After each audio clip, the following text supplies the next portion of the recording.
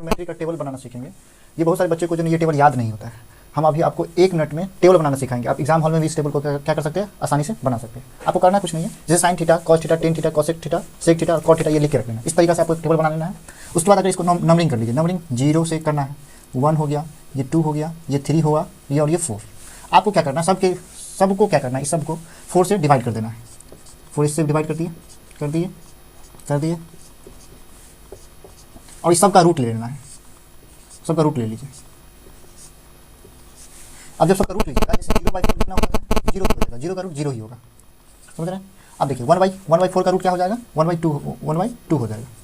इसको काटिएगा तो 2 1 2, 2 2 4, यानी 1/√2 हो जाएगा इसका। इसको कटेगा नहीं तो ये हो जाएगा √3/2 और इसको काटिएगा 1 तो √1 का वैल्यू 1 होता है।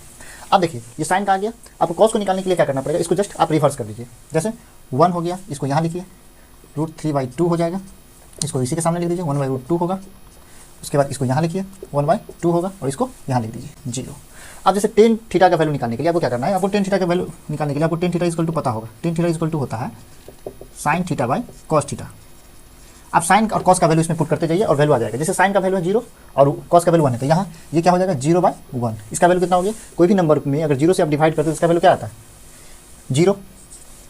अब जैसे इसको डिवाइड कीजिएगा 1/2 में √3/2 से, तो क्या हो जाएगा 1/2 इंटू 2/√3 कट जाएगा, यानी इसका वैल्यू कितना आ जाएगा 1/√3। इसको ये तो कट ही जाएगा तो इसका 1 हो जाएगा। इसको डिवाइड कीजिएगा √3/2 में 1/2 से, तो ये हो जाएगा √3/2 इंटू 2/1 ऐसे, यानी इसका वैल्यू हो जाएगा √3।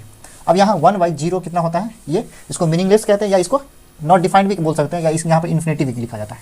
ठीक है, अब यहाँ आगे आप कोसेक थीटा का वैल्यू निकालने के लिए आपको क्या करना है, आप कोसेक थीटा इक्वल टू जानते हैं।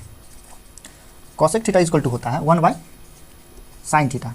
अब क्या कीजिएगा, यहाँ जो है ना साइन का वैल्यू क्या कर देना है, आपको पुट कर देना है।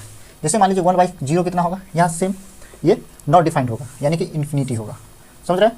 उसके बाद क्या होगा, अब जैसे देखिए इसका हो गया, इसके बाद इसका कीजिएगा तो ये इसका 2 हो जाएगा, इसका कीजिएगा तो इसका √2 होगा, और इसका कीजिएगा तो इसका क्या हो जाएगा 2 पलट देना, सिर्फ उल्टा कर देना है, और इसका कीजिएगा तो 1 ही हो जाएगा।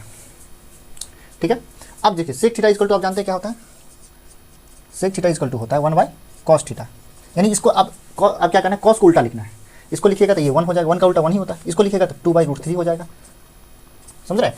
इसी का रिवर्स भी लिख सकते हैं, जैसे इसका हो जाएगा √2 हो जाएगा, इसका 2 हो जाएगा और इसका इन्फिनिटी हो जाएगा, समझ रहे हैं।